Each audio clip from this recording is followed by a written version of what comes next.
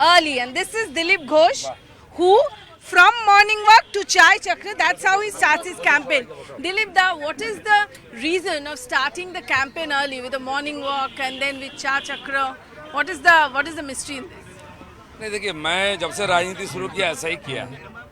और अभी जितनी गर्मी है देश में, दो सेंटर में सबसे ज़्यादा टेम्परेचर मेरा एक्स कॉन्स्टिट्यूंसी और प्रेजेंट कॉन्स्टिट्यूंसी। यहाँ एक सप्ताह पहले 45.1 डिग्री हो गया था पानागढ़ में, दुर्गापुर में, और कल परसों मेदिनीपुर में कलाईकुंडा जो है वो 45.6 है। देश में सबसे ज़्यादा टेम्परेचर है जहाँ मैं लड़ रहा हूँ, जहाँ लड़ा। तो ये जो टेम्परेचर, इसके कारण शाम को दोपहर को हमारा निकालना, लोगों से मिलना, लोग भी नहीं निकलते हैं, बहुत तकलीफ होती है, बीमार हो जाते हैं। इसलिए बहुत जल्दी जल्दी ऐसे इनफॉर्मल लोगों से मिलते जुलते प्रचार करते रहते हैं, और रात को भी करते हैं। और ये चाय का inspiration is from Modi ji. Modi ji चाय वाला है, हम लोग भी चाय वाला के लोग हैं, लेकिन मैं थोड़ा बंगाल में भी चाय की काफ़ी प्रभाव है। साथ बैठ के गपशप मारते हैं, चाय पीते हैं घंटों तक, तो मैंने भी उसको अपनाया। सुबह मिल करके मॉर्निंग वॉक के बाद कहीं ना बैठ के चाय पीते हैं और सबके साथ गपशप मारते हैं ऐसे।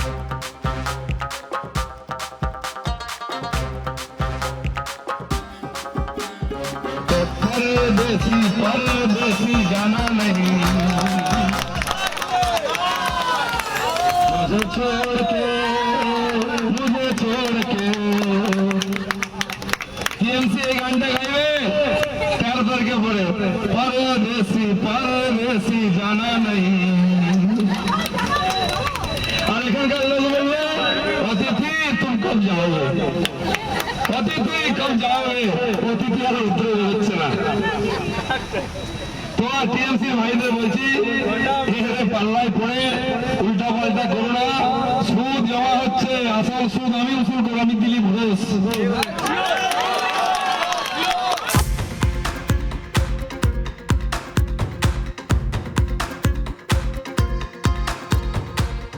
He is the former state captain of BJP. He is always in news for his statements. He is now contesting from Bardhaman Durgapur, where the temperature has crossed 42 degrees centigrade. From the morning he has done campaign, and now we'll talk to him. He is in his constituency election working office. He is Dilip Ghosh. We'll talk to him. Dilip da, why is it that you are always in news? मैं news नहीं चलाता हूँ, आप लोग news चलाते हैं। ये बात सही है कि केवल न्यूज़ मैं बनाता हूँ। तो देखिए, न्यूज़ पॉलिटिशियन को न्यूज़ में रहना चाहिए, और जो चैनल्स है, जो मीडिया है, उनको भी न्यूज़ चाहिए। अब मीडिया का न्यूज़ क्या बनता है वो भी थोड़ा जानना चाहिए। तो मुझे जो लगता है, जो कई बार लोग नहीं बोलते हैं, मैं वो बात बोलता हूँ। लोगों को थोड़ा उठपट सा लगता है कि कैसा बोल दिया, ये वो बोलते हैं, लेकिन सोसाइटी उसको एक्सेप्ट कर देती है कि ठीक है, ये हमारी बात है, कोई नहीं बोलता, दिलीप घोष बोल दिया है, और ये आप भी जानते हैं, इसलिए आप उसको चलाते हैं। दिलीप दा, एक आप फॉर्मर कप्तान रह चुके हैं बीजेपी स्टेट यूनिट का। आपके टाइम में 18 सीट आया, उसके बाद में योर कॉन्स्टिट्यूएंसी ऑल्सो चेंज। क्या दुख नहीं लगता है, क्या नाइंसाफ़ी नहीं है आपके साथ? जहाँ कम वहाँ हम, ये हमारी संगठन की बात है। जहाँ कमजोरी है, जहाँ कोई समस्या है, उसको भेजा जाता है जो निपटा सकता है, जिसमें वो कॉन्फिडेंस है, जिस पर पार्टी का विश्वास है। तो मुझे लगता है मेरे बारे में ऐसा ही होता है। जहाँ कमी होती है, मैं जब संगठन में आया तो आप जानते हैं बीजेपी 10 साल पहले क्या था, इधर कुछ नहीं। तो फिर वो चलता था, हिंसा शुरू हो गया, जिससे हम बढ़े, अटैक हुआ, 250 से ज़्यादा लोगों का राजनीतिक हत्या हुई है। तो जब कार्यक्रम होता था, कहीं पर जाके करना है, कौन जाएगा, मैं मेरे टीम को बोलता था कि आप लोग कर लो, जहाँ कोई नहीं जाएगा, नहीं हो पाएगा, मुझे वहाँ भेज दो। ऐसे मैं गया।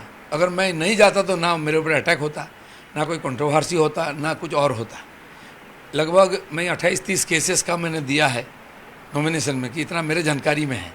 कौन सा कोर्ट में कहाँ केस है मुझे नहीं मालूम, कितना ऐसा कोई कोर्ट नहीं है जहाँ केस नहीं है, ऐसा कोई जिला नहीं जहाँ मेरे ऊपर अटैक नहीं हुआ।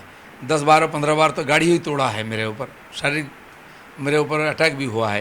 तो इसको झेलते हुए मैं आगे बढ़ा, पार्टी आगे बढ़ी, तो इसको लेकर तो कंट्रोवर्सी होता ही है। पर जो अच्छा रिजल्ट्स देते हैं उसका अच्छा जगह मिलता है, क्या आपको नहीं खराब लगता है कि शायद वो जगह आपको नहीं मिला? मेरी माइंड सेट है, कोई भी काम दो हम कर देंगे, और पार्टी का जिस पर भरोसा है कि वहाँ कौन संभाल सकता है उसको है। हमारे पार्टी में अलग है, जो अच्छा करता है उसको और कठिन काम दिया जाता है, क्योंकि पार्टी जानता है ये कर देगा। तो मुझे 2 बार मुझे जीएस बनाया गया, प्रेसिडेंट बनाया गया, विधानसभा लड़ाया गया जब बीजेपी नहीं जीता था। फर्स्ट टाइम हम 3 जीते, उसमें मैं था। मुझे पार्लियामेंट लड़ाया गया, जिताया गया, पार्टी ने जिताया है, दिया है। फिर वो पार्टी, मैंने बोला कि देखिए मेरे तो 6 साल पूरा हो गया, नया लीडरशिप आना चाहिए, क्योंकि पार्टी का लड़ाई करते करते एक जैसा हो जाता है, तो पार्टी में वैराइटीज़ आनी चाहिए। पार्टी जिम्मेदारी से काम कर रही है, मुख्य विपक्षी दल बन गई है, तो नया लीडरशिप आना चाहिए। अब लीडरशिप में चेंज आया, मुझे राष्ट्रीय नेता बनाया गया। अब बोला गया जाओ चुनाव लड़ो, तो मैं सोचा था जहाँ मैं लड़ रहा हूँ 1.5 साल से प्रयास कर रहा हूँ, रेडी कर दिया वहीं होगा, लेकिन पार्टी को लगा कि यहाँ आना चाहिए, बोला तो जैसा कि गोली चलता है ना बंदूक का, तो मैं सीधा इधर आ गया। दुख नहीं है? दुख क्या है, देखिए नया चैलेंज लेने में खुशी होती है, हिम्मत होता है। मैं 40 साल से घर छोड़कर संघ का प्रचारक, बाकी बीजेपी में काम कर रहा हूँ, और जहाँ चैलेंजिंग है हमेशा संगठन मुझे भेजा, क्यों पता नहीं, और मेरा आदत पड़ चुकी है वहाँ जाके काम करना और संगठन खड़ा करना। यहाँ पे लोग बोल रहे थे हाउ इज द जोश दिलीप घोष? दिलीप घोष का जोश कैसा है जब आप दूसरे लोगों को इतना जोशीले कर दे रहे हैं? मैं 4-5-6 घंटा रोड शो करता हूँ रोज गांव में। आज वर्धमान आप जहाँ बैठी हुए, यहाँ 45 डिग्री होने वाला है, जो रिकॉर्ड है। इसके पहले 45.1 हो गया है, यहाँ सबसे ज़्यादा टेम्परेचर देश में। और मैं 1 महीना पूरा 25 से 25 तक नॉन पॉलिटिकल प्रचार किया। जितना फेस्टिवल हुआ, 8-10 फेस्टिवल हुआ, बड़ा गैदरिंग हुआ, लाखों लोगों से मैंने जाके इन्फॉर्मेशन मिला, मेला में, पूजा में। फिर नॉमिनेशन हुआ 24 को, उसके बाद मैंने पॉलिटिकल प्रचार शुरू किया, रोड शो, सभाएँ अभी तक नहीं हुई हैं, लेकिन जहाँ जहाँ जा रहा हूँ।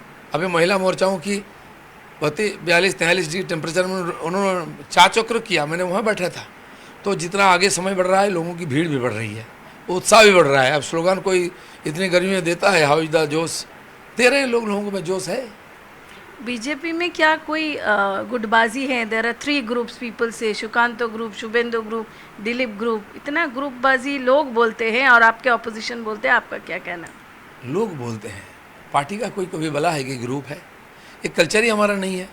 दिलीप घोष तो कभी ग्रुप में गया, मैं नेता बनना है तो पार्टी का बनना, फिर सोसाइटी का बनना, किसी ग्रुप का लीडर बनने के लिए मैं नहीं आया हूँ। तो पार्टी ने मैंने नेता बना दिया, आज सोसाइटी में मैंने मान लिया है। मैं एक सामान्य कार्यकर्ता हूँ, पार्टी का MP हूँ, मुझे क्यों मीडिया इतना कवर करता है?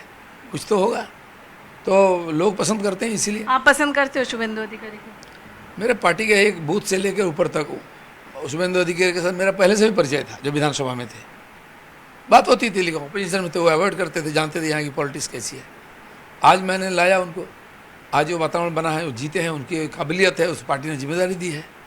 जो प्रेसिडेंट है उनको भी मैंने लाया और सामने साथ के काम कराया, और उनका नाम भी आया, वो भी काम कर रहे हैं, दोनों मिल करके काम कर रहे हैं, हम पीछे हैं। आप जैसे जो बोलते हैं न्यूज़ में है, आपका स्टेटमेंट्स कई इस बार भी एम्बैरेस कर दिए हैं पार्टी को, पार्टी ने शो कॉज किया है, तो ऐसे स्टेटमेंट आप करते क्यों हैं? किसके बारे में मैं करता हूँ? उनका स्टेटमेंट सुन लीजिए, मैं थोड़ी ना आपके बारे में करता हूँ। जो डिसिप्लिन को तोड़ते हैं, मैं उसके सामने खड़ा होता हूँ, और मुझे लगता है इसका जवाब देना चाहिए। जवाब कौन देगा? किसका हिम्मत है? दिलीप घोष का हिम्मत है। सोसाइटी मुझे मेरे पीछे खड़ा हो जाता है, नहीं तो मैं जीता कैसे, संगठन कैसे खड़ा किया? ये बात किसी को बोलना चाहिए था। हाँ, सब शब्दों को लेकर आपकी दिमत हो सकता है, किसी का हो सकता है, लेकिन जो सेंस इसके पीछे है वो लोगों को बराबर समझ में आता है। और इसीलिए इसका मतलब ये नहीं कि यही चलना चाहिए, जिन्होंने शुरू किया उसको बंद करना चाहिए, नहीं तो हम बंद कराएंगे। पिछले बार आप बरमूडा बोले थे, इस बार भी आपने इतना मतलब एक कंट्रोवर्शियल स्टेटमेंट, क्या उसके लिए आप सॉरी हो या फिर आपको बोलना ही चाहिए? नहीं, मैं तो बोला कि अगर मेरे शब्दों को लेके कोई कंप्लेन है किसी के बाद, मैं तो सॉरी बोल दिया। लेकिन जिन्होंने बार बार इसको लाया है, कल्चर बनाया बंगाल पॉलिटिक्स का, उन्होंने कभी सॉरी बोला है? उनको सेंसर किया था पिछले बार पार्लियामेंट ये कमीशन ने चुनाव में। तो चीफ मिनिस्टर है, महिला है, मर्यादा तो भी रखना चाहिए ना, और महिला है इसलिए उनका प्रतिवाद नहीं किया जाए, ऐसा राजनीति नहीं चल सकता है। पर ये क्या कोई एम्बैरेसमेंट है जब संदेश खाली आप मुद्दा उठा रहे हो तो वहीं पे आप महिला के बारे में बोले, तो ये क्या एम्बैरेसमेंट नहीं है? अब महिला के बारे में कौन बोल रहा है? महिला के साथ जो हुआ है वहाँ किसने किया है, और जो किया है उसको शेल्टर कौन दे रहा है? ममता बनर्जी ना। और मैंने हमेशा उनको टारगेट किया है। ये मेरे फर्ज बनता है कि ऑपोजिशन लीडर के नाते जो चीफ मिनिस्टर उल्टा पुल्टा कर रही है उसको विरोध करें। अब भाषा उनसे तो हम सीखा है ना, मेरी पार्टी के कल्चर नहीं है। देश में हर राज्य में हमारा पार्टी है, सरकार है, कोई बोलता है क्या? ना मेरा अतीत ऐसा है, मुझे लगा कि यही पॉलिटिक्स है बंगाल में, अगर टिकना है, सफल होना है, बोलो। मुझे लगता है कि गलत नहीं बोला है, नहीं तो बीजेपी इतना दूर नहीं आता। और एक सवाल है कि ये जो सीट है, इस सीट में बहुत कम मार्जिन था पिछले 2019 में, और एक आलूवालिया जी के खिलाफ एक आरोप है कि वो ज़्यादा दिन आए नहीं, तो इसको आप कैसे मैनेज कर रहे हैं, कैसे लड़ाई चल रहा है? मार्जिन कम है, बढ़ाना चाहिए, इसलिए मुझे भेजा गया है। आलूवालिया जी हमारे सीनियर लीडर है। कोरोना हुआ, कोविड में निकले नहीं बहुत लोग, मैंने उनको मना किया कि आपकी काम नहीं यहाँ आके, सरकार कर रही काम। और आप पूछिए, जो लोग बोल रहे हैं टीएमसी के इतने बड़े बड़े फिल्म स्टार थे, ना पार्लियामेंट में दिखे ना कॉन्स्टिट्यूशन में दिखे, कहाँ थे वो? उसमें दोनों महिलाओं का टिकट काटा, और मजबूरी में एक पुरुष है, उनके पार्टी में कोई सेलिब्रिटी नहीं है, देव को ज़बरदस्ती उतारा। वो पहले बोल दिया हम चुनाव नहीं लड़ेंगे, पिछले बार बोल दिया था, उसको बोले तुम्हारा फिल्म बंद कर देंगे। और रोजी रोटी कैसे चलेगा? मजबूरी में वो जा रहे हैं। उनके पार्टी में वही लीडर है, वही फिल्म स्टार है, वही पॉलिटिकल स्टार है। ममता बनर्जी की सभा में भीड़ नहीं होती है, तो उनकी मजबूरी है। तो ये होता रहता है राजनीति में, इसलिए वो कर रहे हैं, हम अपना कर रहे हैं। अब मोदी जा रहे हैं, लाखों की भीड़ हो रही है। ममता बनर्जी पुलिस ने गाड़ी दे के, बिरयानी के पैकेट दे के लोगों को ज़बरदस्ती उठा के ला रही है। पुलिस ऐसा कर रही है? ममता बनर्जी की सभा पूरी के पूरी पुलिस करती है। पैसा लगाना, बास उठा के लाना, लोगों को उठा के लाना, self help group, anganwadi, mid day meal workers, ऐसे एनजीओ जितना भी चल रहा है, सारे महिलाओं को लाती है। आप देखिए महिलाएं रहती हैं सामने, कोई सुनता नहीं उनका भाषण, गपशप मारते हैं। लास्ट में बिरयानी का पैकेट जब तक नहीं मिलता है तब तक बैठते हैं, फिर उनको बस में लेके पहुंचाया जाता है। दिलीप दा, कीर्ति आज़ाद वो भी एक फॉर्मर क्रिकेटर हैं, वो सेलिब्रिटी हैं, उनको यहाँ पे उतारा है, fielded very important as far as celebrity is quotient is concern. How do you take that? मजबूरी में, आप बंगाल में उनको कैंडिडेट नहीं मिल रहा है, कोई टीएमसी का टिकट मांगता नहीं है, देने से भी नहीं लेता है। यहाँ के जो कैंडिडेट देखिए, एक से एक ऐसा है जो कोई पंचायत नहीं लड़ा है, और पंचायत काउंसिलर जीतने का उनका काबिलियत भी नहीं है, वो एमपी लड़ रहे हैं, क्योंकि कोई खड़ा नहीं होता है, हार जाता है। और जो सीटिंग है बेचारा, उनको तो लड़ना ही है, तो इसलिए उनको कहीं गुजरात से, कहीं बिहार से कैंडिडेट मंगाना पड़ रहा है। जो बाहरी बोलते थे ना, वो 4 बिहारी लाए हैं यहाँ। अब देखिए क्या स्थिति है। यू आर सेइंग कि ही इज एन आउटसाइडर? पूरा है, ना कल्चर है, ना भाषा है। वो क्या बोलते हैं नहीं समझते हैं, यहाँ के लोग क्या बोले वो नहीं समझते, उनके कार्यकर्ता नहीं समझते हैं। मीटिंग से निकल बोलते क्या बोलता समझ नहीं आता, बोलते अरे बूढ़ चुप रहा, ऐसा बोलते हैं भाषण में। इनको क्या मालूम क्या बोल रहे हैं, ऐसे भाषा बोल रहे हैं।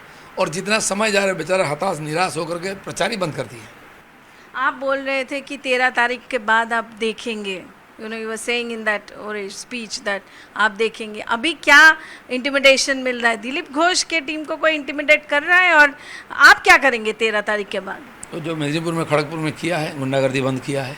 अभी भी यहाँ डराया धमकाया जा रहा है। पोस्टपोल वायलेंस में कई लोगों का घर तोड़ा, दुकान तोड़ा, महिलाओं के साथ जा जीती हुई आज भी लोग घर से बाहर हैं। अब मैं उस गांव में जा रहा हूँ जहाँ ऐसा हुआ है। मैं बोल रहा हूँ अब चिंता मत करो, मैं हूँ, और मैं हूँ 4 तारीख को, 5 साल के लिए मैं हूँ, 5 साल के लिए आया हूँ, और इसलिए उनको बोल रहा हूँ आप 13 तारीख तक ठीक ठाक हो जाइए, कुछ मत करिए, नहीं तो 4 तारीख के बाद मैं करूँगा। ईडी सीबीआई आप लोग इस्तेमाल करते हैं, ये अपोजिशन का कहना है कि आप लोग ईडी सीबीआई को इस्तेमाल करके उनके मुख्यमंत्रियों को उठा ले रहे हैं, मतलब दूसरे स्टेट्स में, ये क्या है? हम कहाँ इस्तेमाल कर रहे हैं, कोर्ट कर रही है, और कोर्ट में हम थोड़ी ना गए हैं, गए पब्लिक, जिसका पैसा चोरी हो गया है, जिससे कट में नहीं खाया, नौकरी चोरी हो गया है, जिसका ज़मीन चला गया है, वो कोर्ट में गया है। बड़ा स्कैम। अच्छा बोलिए चिदम्बरम जी गए थे, उसके पहले भी राजा कानीमोड़ी गए, तो हम थोड़ी ना भेजा था। देश की कानून व्यवस्था है, यहाँ की कोर्ट का कचहरी है, लोग जाते हैं। संदेश खाली में बम दिखाने के लिए एनएसजी कमांडोज उतारे, तो उसमें भी बोल रहा है कि तृणमूल बोल रहा है कि ये बीजेपी का कॉन्स्पिरेसी है। ना, ये तो बहुत बड़ी गलती की है। पार्टी नेता घर में घुस गए, डॉग लेके, मिट्टी खोद के हथियार निकाल लिए। पार्टी के नेता घर में घुस जाते हैं, सैकड़ों करोड़ धन उठा कर ले आते हैं। ये तो गड़बड़ करता ही है, तकलीफ तो होती है। आपके घर से नोट निकलेगा, आप डिमोनेटाइजेशन में पैसा खराब हो गया आपका, तो कष्ट तो होता ही है ना। ये इस्तेमाल नहीं है ईडी सीबीआई? ये तो सही इस्तेमाल है। ईडी सीबीआई का काम क्या है, यही होना चाहिए। और सच में ठीक काम कर रहा है ईडी सीबीआई या नहीं है? अब सीमावर्ती प्रदेश में, बॉर्डर में इस प्रकार विदेशी हथियार, बम ब्लास्ट हो रही है, लोगों के साथ अत्याचार हो रहा है, हाहाकार कर रहे हैं, पुलिस उनका साथ है। वहाँ तो चाहिए सेंट्रल फोर्स, सेंट्रल एजेंसी। लोग बहुत खुश हैं। सीए को लेके आपका क्या कहना है? ममता बनर्जी बोल रहे हैं आप लोग गलत कर रहे हो, किसी को आप फॉरेनर बना दे रहे हो। नहीं, सीए तो होना चाहिए, हमने वचन दिया था। स्वर्गीय श्यामा प्रसाद मुखर्जी को यही कहना था कि जो आए हैं विदेश से उनको नागरिकता देना चाहिए। वो हमारे भाई हैं, देश विभाजन की बलि चढ़ गए वो। तो माननीय प्रधानमंत्री ने ये करके दिखा दिया, जो वचन दिया था वो किया। अब बाकी जो काम बचा हुआ है, कोई एक भी जो विदेश में संख्यालघु रहे यहाँ आए हैं मजबूरी में, किसी को नहीं हटा सकता, वो सबको यहाँ के नागरिकता मिलेगा। दिलीप दा, कौन सा मेन मुद्दा है? करप्शन, संदेश खाली, क्या मेन मुद्दा है इस बार बंगाल में? सब मुद्दा है। करप्शन तो सालों से चल रहा है। ये सरकार जब से आई तब से घोटाला चल रहा है, जैसे कि पिछले कांग्रेस सरकार दिल्ली में किया था। ये लोग कर रहे हैं इतनी बड़ी बड़ी घोटाला, बाप रे, इतने सारे नेता लिप्त हैं। वो तो बहुत बड़ा है। यहाँ की और रीढ़ तोड़ दिया, यहाँ की इकोनॉमी को ख़त्म कर दिए, एडमिनिस्ट्रेशन ख़त्म है, और लूटते लूटते महिलाओं का भी लूटा जा रहा है। ये बहुत दुर्भाग्य की बात है। बंगाल में साल भर देवियों की पूजा होती है, मातृशक्ति की पूजा होती है, काली, दुर्गा, सरस्वती, संतोषी, और महिलाओं की हालत सबसे ख़राब है। महिला मुख्यमंत्री के नेतृत्व में बदमाश का वो शेल्टर देते हैं, इससे ख़राब क्या होगा? उसका प्रतिकार होना चाहिए। दिलीप दा, आपने 18 मार्क्स लाया और सुकांत मजूमदार अभी बीजेपी प्रेसिडेंट हैं। क्या लगता है इस बार कितना होगा मार्क्स? आपका क्या, व्हाट इज़ योर एनालिसिस?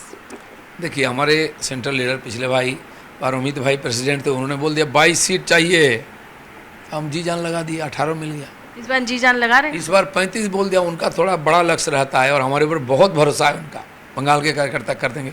बोल दिया है तो हम कूद गए हैं। देखिए, इतने बड़े टेम्परेचर में कार्यकर्ता दिन भर काम कर रहे हैं, तो नेता हमारे टारगेट ठीक करते हैं, हम जी जान लगाते हैं। इस बार 200 पार तो नहीं हुआ, वो भी तो बोला था। नहीं, 203 में थे। वोट परसेंटेज भी कहाँ पहुँचा, देखिए 3 से 77 कहाँ इतिहास में कौन किया है, हमने किया है। तो टारगेट हमारे ऊपर था, हमने पहली बार लड़ी, पहली बार उतना दूर पहुँचा है। तो 77 आप टिप्स दे रहे हैं सुकांत मजूमदार को? सीख गए हैं, इतने साल साथ में काम किए हैं, लड़ रहे हैं। हमारे माननीय प्रधानमंत्री, माननीय गृहमंत्री, माननीय राष्ट्रीय अध्यक्ष जी, वरिष्ठ सारे अनुभवी नेता आकर के काम साथ दे रहे हैं। हम तो लड़ रहे हैं सब जगह। तो कितना होगा नंबर? बढ़ेगा आगे, जैसे कि 18 पार होगा। सबसे बड़ी पार्टी होगी बीजेपी। अब 25 भी हो सकता है, 35 भी हो सकता है, कितना है भगवान जाने, लेकिन आगे तो बढ़ेंगे जरूर। आप स्पोर्ट्समैन हो, एक दिन त्रिशूल, एक दिन हॉकी स्टिक, एक दिन फुटबॉल। ये स्पोर्ट्समैन स्पिरिट के लिए कि रोज सुबह आप ऐसे लाठी कुछ भी लेके आप पहले निकलते हो? मैं पॉलिटिक्स को भी स्पोर्ट्स समझता हूँ।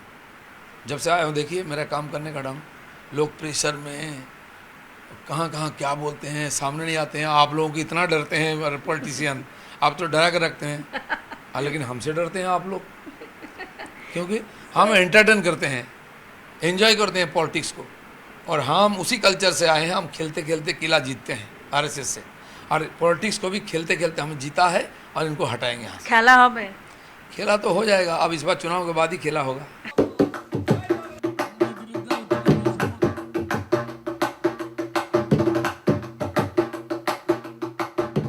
Temperature has crossed 44 degree in Bengal, but from morning walk and chai pe charcha, then organizational meeting in his own booth, in his own election office, and then in a remote village in Bhatar, he is meeting with the booth workers. When Dilip Ghosh entered here all the workers said, "How is the Josh? It's Dilip Ghosh."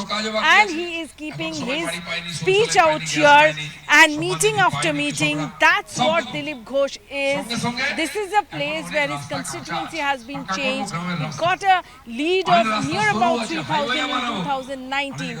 But Dilip Ghosh believes that he is the Josh and he can make critical thing or tough plays, tough matches easily. And here his opposition is a cricketer. So he believes that Khala hobe. This is Kamalika Sengupta with Anshuman Roy reporting for CNN News 18 from Bhatar, Bardhaman.